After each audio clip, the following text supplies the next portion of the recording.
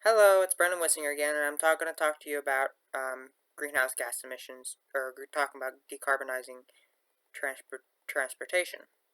So, transportation is the largest sector of greenhouse gas emissions in the U.S., 29%, and worldwide it's fourth after industry, agriculture, and electricity, and it's 14% worldwide. And electric and But when people think of transportation and that they think of bicycles and electric cars, it's not that simple. And I'm going to get deep into stuff, not just electric cars, but I'm going to go into shipping, aviation, trucks, trains, and you name it. I'm going to try to talk about it. If you can find another, there's probably other modes of transportation that I'm not going to talk about. So comment below with them, and I'll see what I can find on them.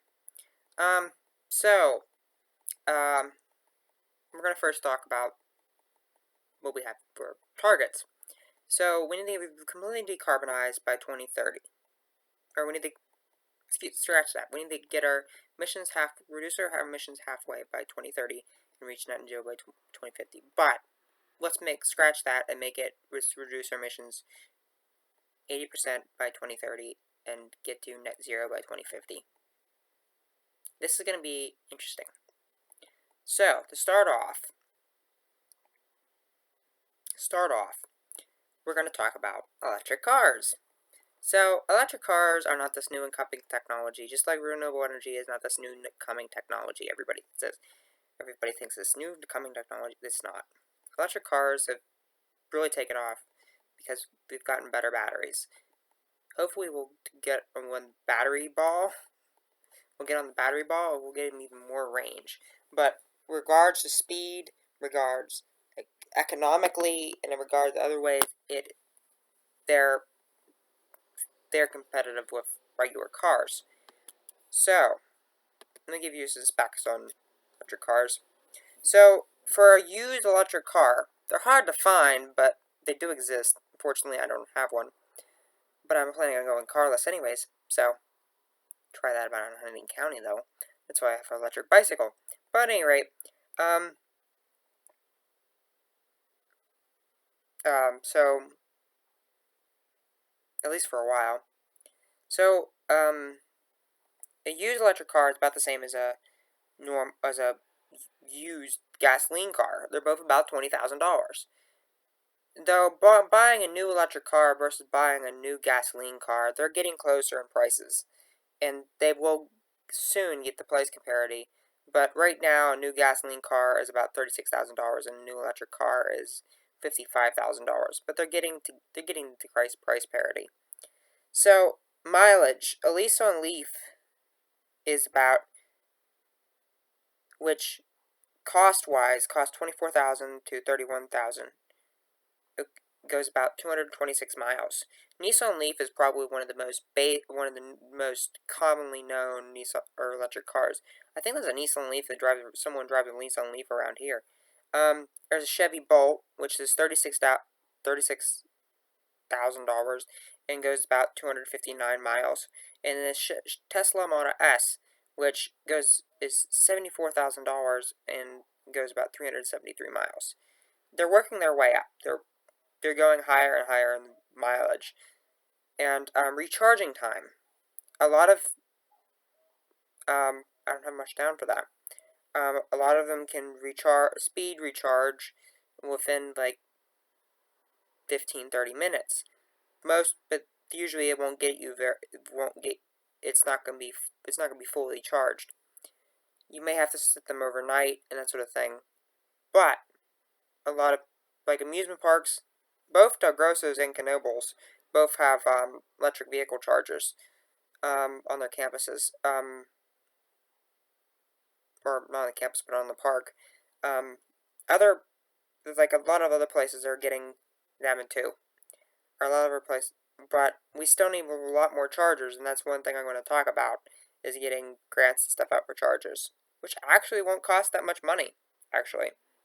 So fuel economy wise, they are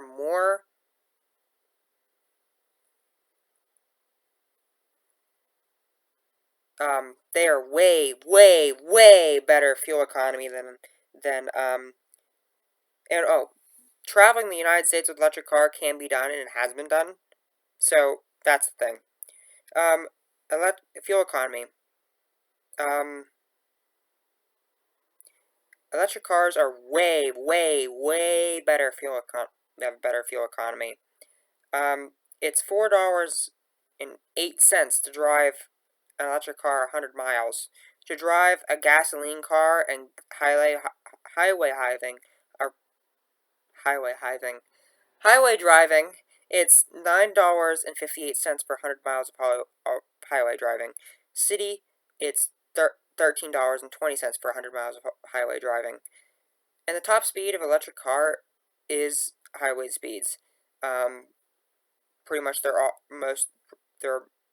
they can go from 81 to 155 miles per hour, and they also start up really quickly. Electric vehicles don't take much time to start up. They can quickly accelerate rather than gasoline cars. So that's another thing too.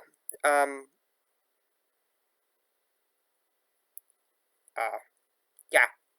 So that's pretty much electric cars, and the main problem with electric cars is there's just not enough chargers. It's not that so much that the mileage needs to go up, but the cost needs to come down a little bit. Probably the biggest problem is chargers, and I think in the few years these are going to come, and you can electric cars are better than what people think they are. So yeah, where am I going now? And also Tesla. If anyone can crack electric cars, it's going to be Tesla, Elon Musk, because he seems to um, do things that don't do things, impossible things that ridiculous, you know. Um, so let's talk about more about transportation. So the thing is, we don't want to take people. Well, actually, that's a policy thing. Let's go back. We're going to talk about this in general format first. Let's talk about trains. Trains are pretty easy to decarbonize. We already have a area of the U.S. that has electrification, the Northeast Corridor. Most of the U.S. rail system is not electrified. But that doesn't mean that's not possible. Go to Europe, go to Asia, almost all of their lines are electrified. Almost everything. It's very rare you'll find something that's not electrified. So, right there. And a lot of other countries, there are even more countries that are electrified. So they can be electrified, and must be electrified to deal with it. You know, diesel electric engines, they might use a lot less greenhouse gas emissions. But we need zero. We need to get to net zero. And that means what we put into the atmosphere, we take out of the atmosphere. So we need to meet that. And we need to get when we say net zero, we need to get net zero, but we also need to be the closest to zero actual emissions as we can possibly get. So that's something else. So that's first things first. So personal vehicles and trains, and also we have pickup trucks that are becoming electric. We have SUVs that are becoming electric. We have tractor trailers becoming electric. I'm thinking we punctured the long distance from where we sort of punctured the long distance transportation with electric vehicles a little bit. We punctured that a little bit. So, and another thing, in some places, long distance can be handled by electrified lines above the roadways. That's another way to deal with that. Also, we can use renewable natural gas to deal with that, which is natural gas that's come from anaerobic digesters used in agriculture, which I'll talk more within the agriculture edition. So, shipping. So, by shipping, I mean ships, boats. So, for small distance boats, electric boats mostly inland boats have been well. There are a lot of places around the world, China, the U.S., and Scandinavian countries that do use a lot of, especially Scandinavian countries, they use a lot of electric ferries, electric type of ships like that. So we can get there with that.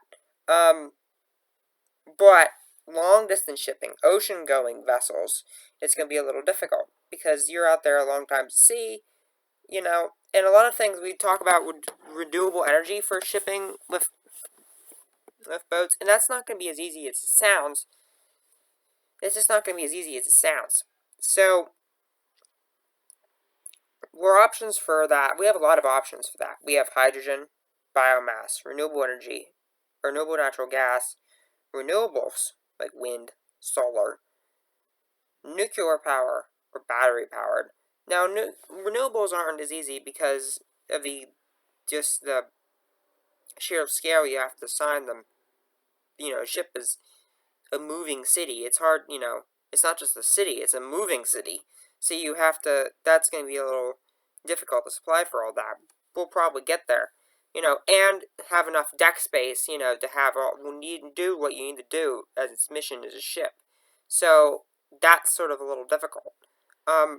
Battery powered, the batteries that we use for this are just really heavy and really big, and putting enough of them on the ship is going to take up a lot of deck space that has to be used for other things, and it's also going to weigh down the ship. So that's not good. Not because the ship will sink because it's weighed down, but it won't go as far, and other problems as well.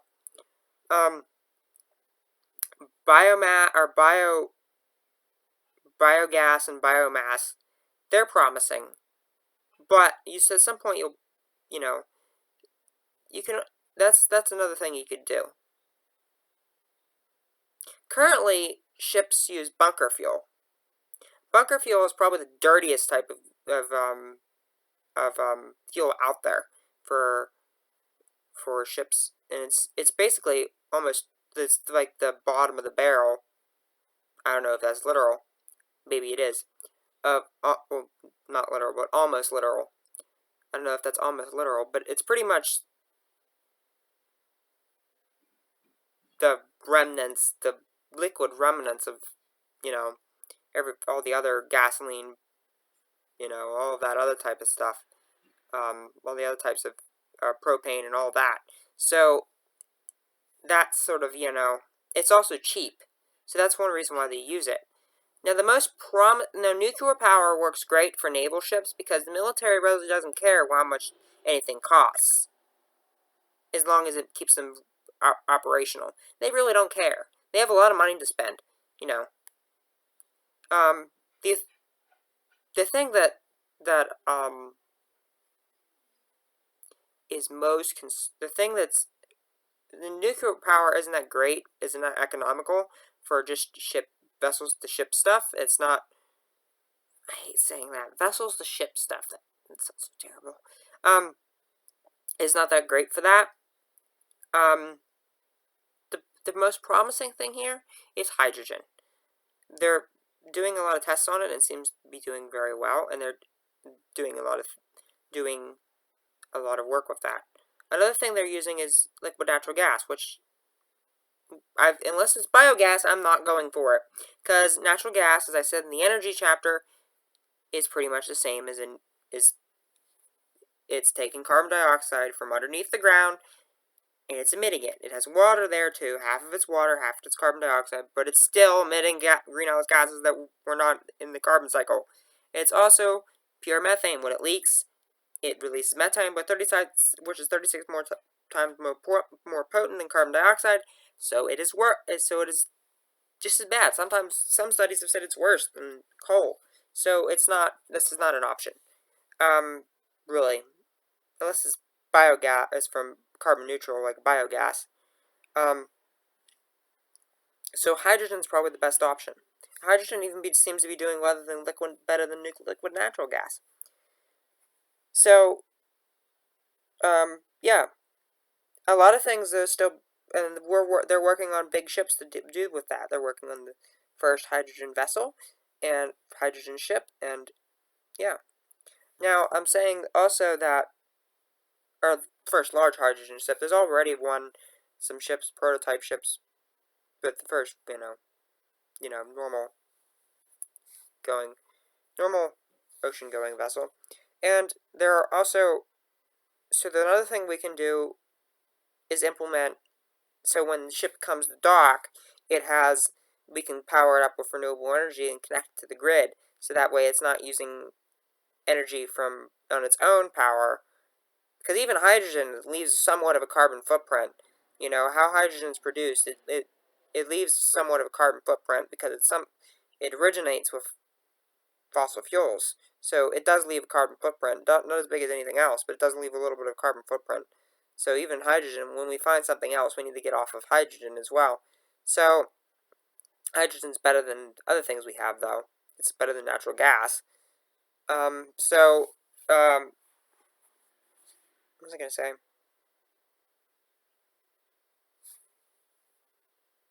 So, yeah. So that's happening. A lot of China's doing that. A lot of other countries are doing that. The other thing is that, Maersk. Maersk is a big shipping company. It's probably if not the biggest shipping company in the world. They have said that they are going to go net zero by 2050. I want to congratulate them. I want to say thank you. That's big. I think maybe it was even 2030.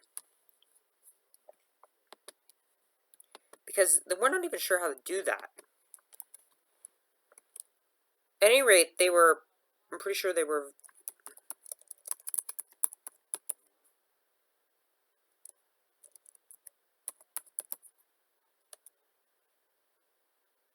Maersk. So they're one of the big shipping companies, and they're saying that they will, net zero emissions by 2050, and they're saying that they will get ships online with net zero emissions by 2030.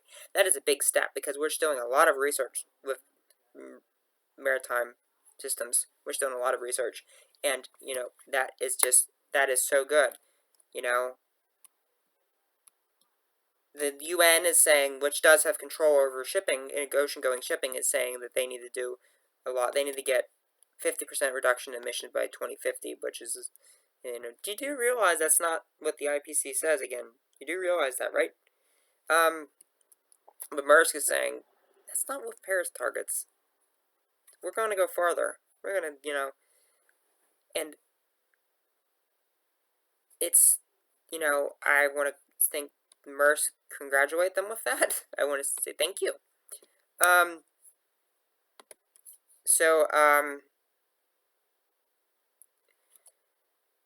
Okay, so military vehicles. Military vehicles, you can't use them electric vehicles either with them. Because military vehicles, you're operating in environments that do not have sufficient electrical infrastructure. So you need to have something that's portable fuel. So, one idea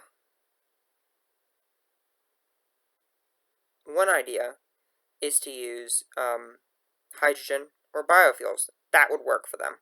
And a lot of the military is investing in using biofuels for their vehicles. So that's an idea.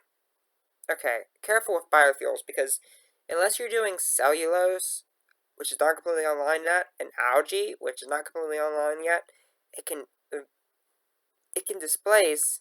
You have a good chance of displacing corn for food, grain for animals, and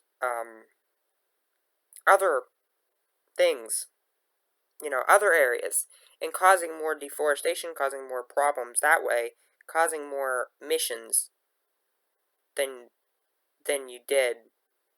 you were reducing by going to biofuels.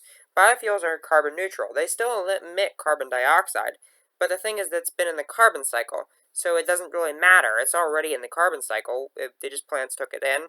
Now they're burned, and now they're releasing what they just took in. So it it still works. But you have to be careful what you're doing with biofuels because they could easily hurt more than they're helping. Um, so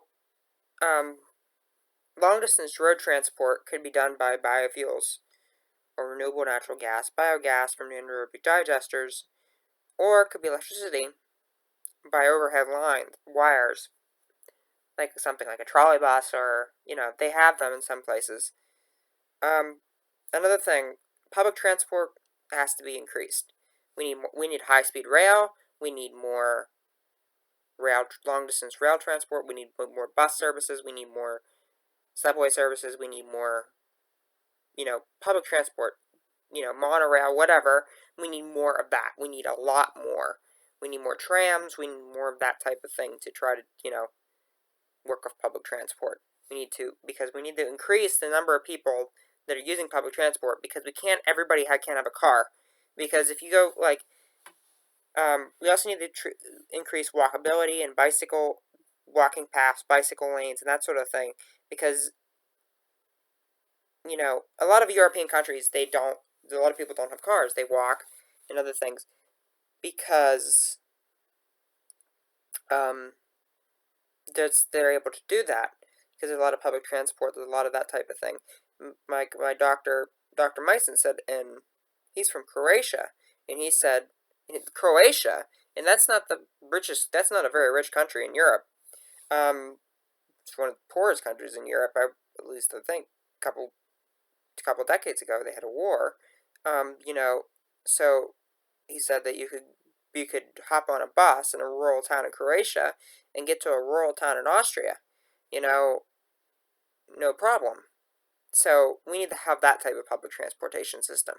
We can't have so many people using regular roads because they're just not, or using regular cars because they're just not that much resources for that. We have China, who wants everybody in Africa, China, everyone in Asia, everyone in South America, everybody everywhere wants a car. But I don't think the world is going to be able to supply that for everybody. Because if we use just from Europe, people from Europe, if everybody lived like people in Europe, and we have a higher standard of living, lower quality of life, but higher standard of living than Europe, if everybody lived like people in Europe, we would have need 4 Earths. So, yeah, we have to be a little careful what we're doing there. And also, electric cars. I forgot about this. People say that, well, they're powered off fossil fuels then because of the electric system is powered off fossil fuels. Not quite, because the electric car is more efficient than a gasoline car or a diesel car. It's more efficient. So, electric vehicle is still more efficient. It still has less emissions. And a lot of times, depending on where you are, you're still using less renewable energy, or you're still using renewable energy. Here, we use renewable energy. A lot of places do have a lot more renewable energy than, So, but if you go to Western Pennsylvania, you're likely using that, or using coal and that sort of thing. But that doesn't mean that the electric car remains king of low emissions there. That the hybrids would be better in those areas than with fossil fuels. But overall, electric cars outdo hybrids, low emissions wise. So we need more bike lanes. We need more walking paths. That would also improve people's health. That would also, allow for more high-speed rail. Would allow people to connect cities together, and we wouldn't need as much aviation. So that's another thing too. We wouldn't need as much aviation if we did high-speed rail. And the U.S. doesn't have really a high-speed rail system. California is planning a true high-speed rail system. Texas Central Railway is planning one using Japanese rolling stock. But the only high-speed rail system we currently have is the Excella, Amtrak's on the Northeast Corridor. And really, that only goes up to 125 miles an hour. in Europe, that wouldn't even be considered high speed. Really, in Europe, that would be anything from like 125 to, well, I'd say it's the low end for Europe. Really, if some people would say high speed in Europe, it would be 150 miles an hour. In Japan, that would be laughable. They go up to 200, up over 200 miles an hour. So, but we wouldn't have slow travel on trains anymore. They could replace aviation because of the amount of time and the long distance traveled. So that needs to be in place throughout the United States as well.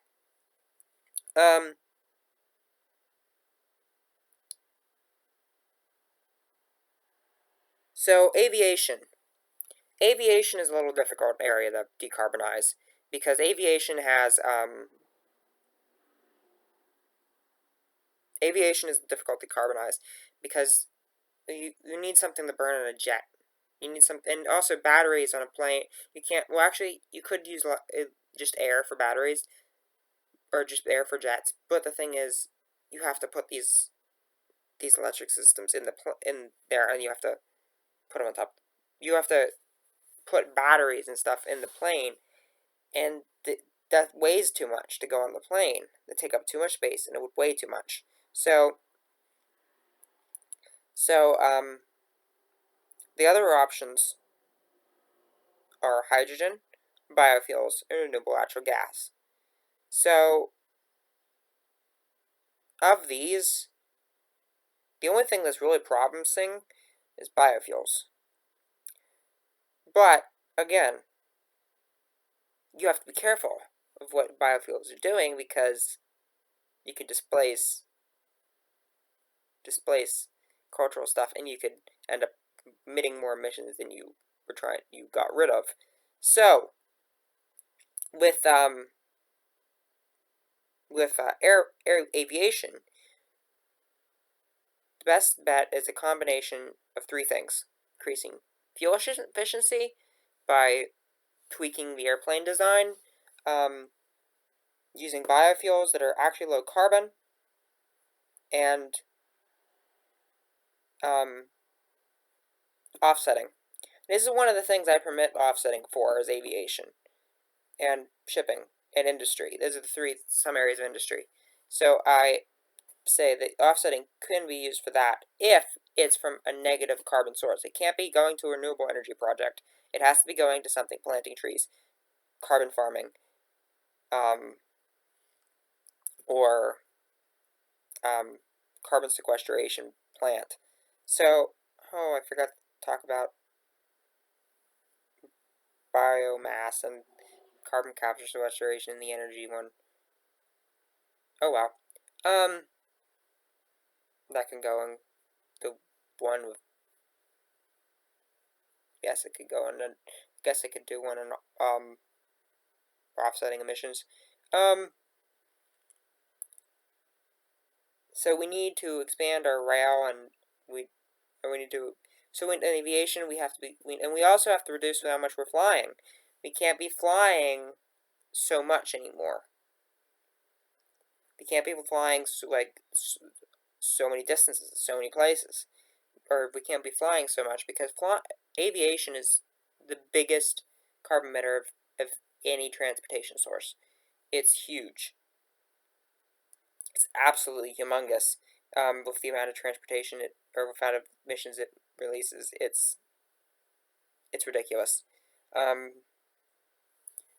If if you stop flying, that would be a huge help your carbon footprint.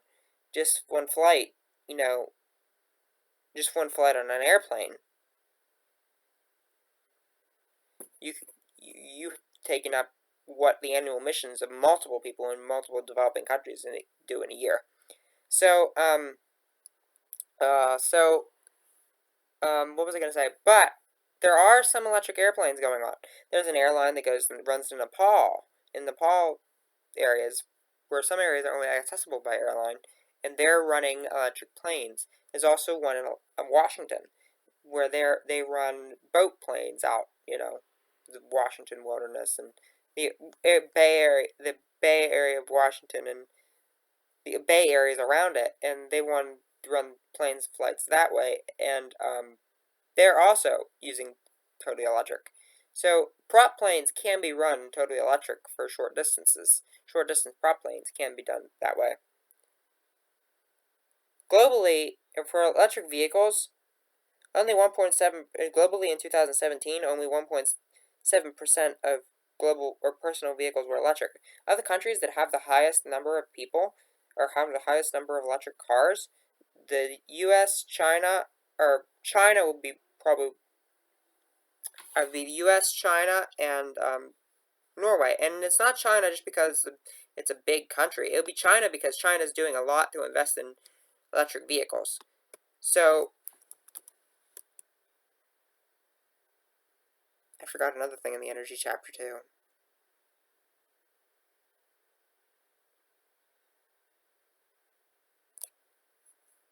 I have to do a short little thing on it.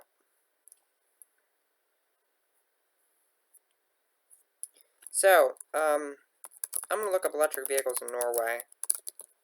Because there's a lot in Norway. So, in Norway, they've implemented a lot of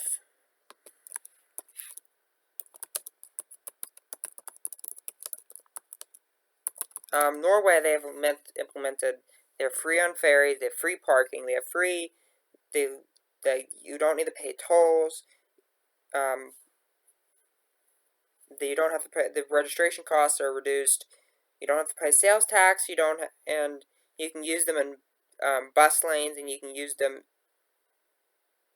in, or was it high occupancy vehicle lanes, but the thing is, you have a lot of perks for them, and they also gave more tax credits and stuff like that to doing it, and they've gotten really far with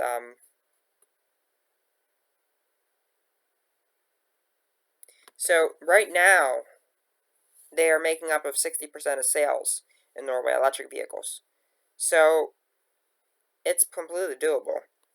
The thing is, if we're going to get to with electric vehicles, if we want to get to where we want to go, we can't just say we're not going to go. We're going to take all your fossil fuel vehicles. Here's an electric car. No, that's not going to work.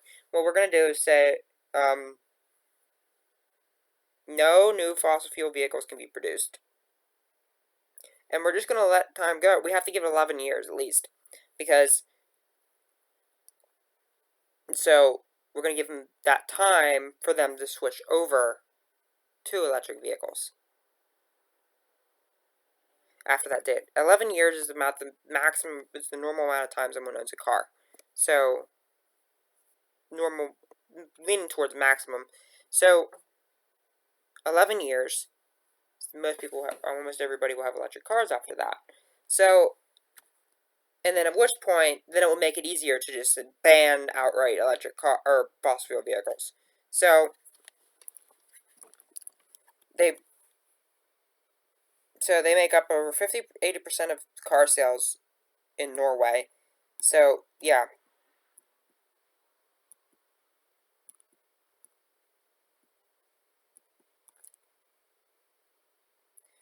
Norway would be 1.5 degrees compliant, I believe, if it didn't have such a big fossil fuel industry. So yeah. So there you go. With that, let's head. Let's.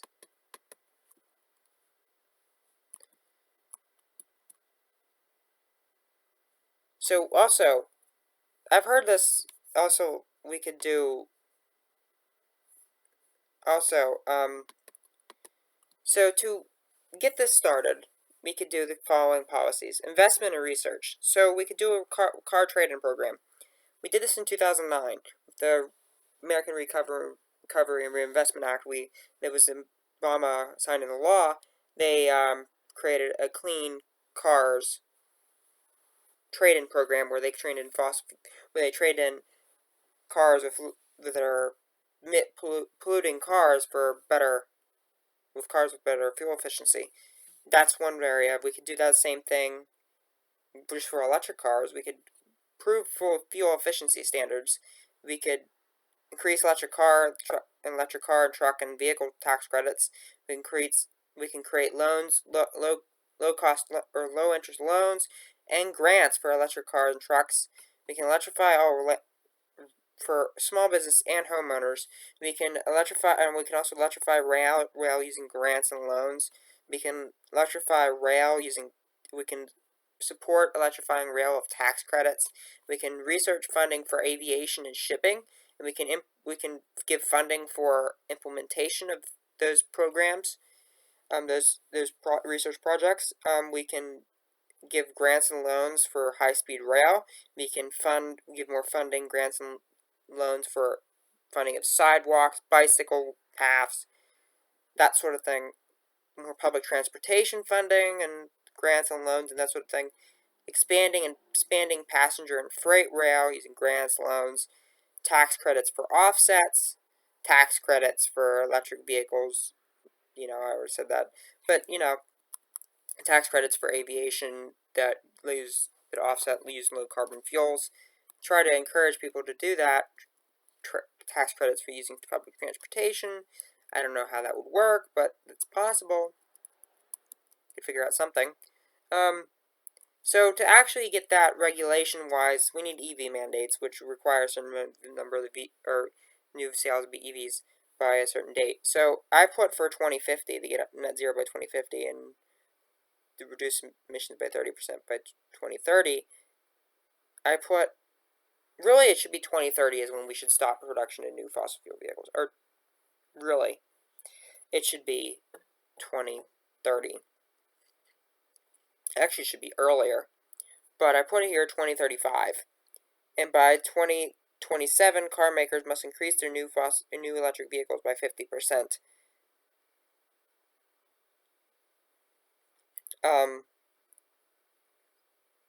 And then by 2015, ownership of fossil fuel vehicles will be banned. And that time frame will give us people the time to transfer over to electric vehicles. So going electric gives special privileges: free parking, free ferry rides, no tolls, no gas tax, use of high occupancy vehicle lanes and bus lanes, lower registration costs, similar mandates for other types of vehicles. So there you go.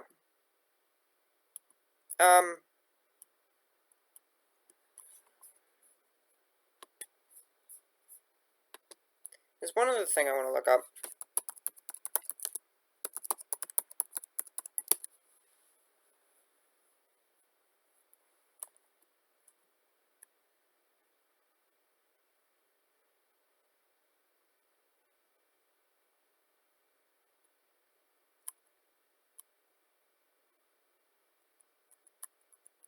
So electric helicopters are also coming. Electric helicopters are coming into something that's being researched and it's currently in the works, and they actually look like they could actually go somewhere. So that's another thing that we can do. So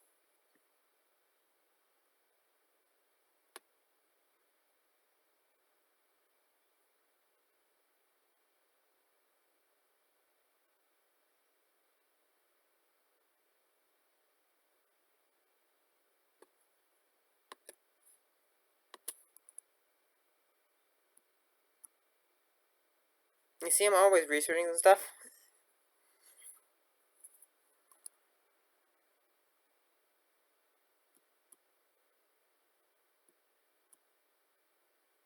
So that's another thing we can actually do that.